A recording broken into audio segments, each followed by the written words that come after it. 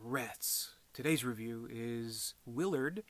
This is a 2003 remake of a 1974 film of the same name. This stars Crispin Glover in the lead role as Willard, as a troubled man who seeks solace in rodents.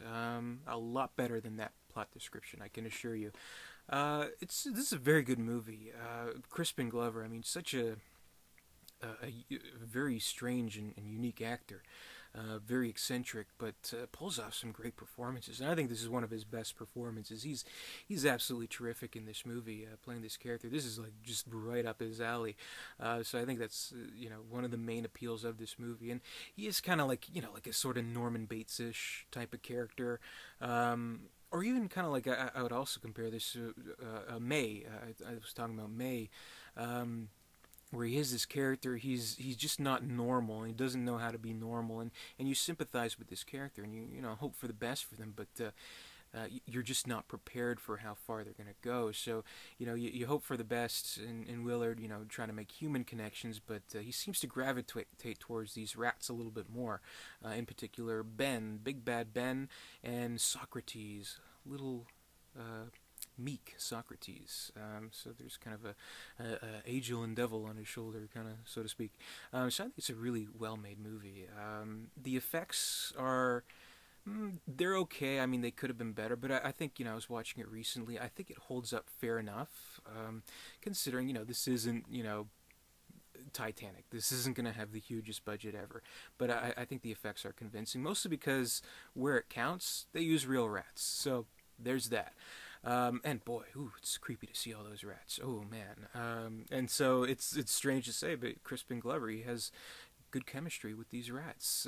Who else but Crispin Glover? So it's all about his struggles, and his mother is dying, and his boss is always riding his ass, trying to force him to sell his house, etc., etc., and just kind of the pressure falling on him, where he just cannot function anymore, and yeah, he becomes king of the rats. So good for him, and it kind of gets into this area where his catharsis is in a very, very brutal and disturbing way, and getting revenge on his boss for some things that happen, which I won't give away exactly what, because it's good. But yeah, I mean, boss is played by Arlie Ermy, who I would say he goes over the top, but that's insulting to the top.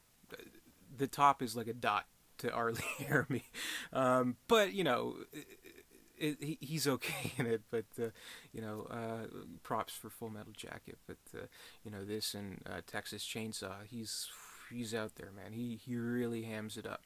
But I think it works. I think we need an intensely out of this world character to really, really hate, because Willard himself is an intense and out of this world character, so we almost feel alienated. Meanwhile, we have a perfectly nice and perfectly human character in the woman who Willard becomes infatuated with, played by Laura Herring, who's from Mulholland Drive. So I can just like picture at some point behind the scenes of like Mulholland Drive, her and Naomi Watts talking about like future projects. Like Naomi Watts is like, oh, there's this movie called The Ring. I don't know, maybe I'll do it. Becomes the biggest hit ever. Laura Herring's like, there's this movie about rats. Okay, but yeah. Anyway, I think it's a good movie, and I think where it counts, there is legitimate drama on top of the horror that we see. So this is about character development, which I like, and we are led into Willard's world, and it's a dark but fascinating world, as only I think Crispin Glover could pull off. Like, I try to think of anybody else who could possibly do this, but I just can't. I think he's perfect in the role. Crispin Glover, absolutely perfect in the role of Willard, so I'll say that.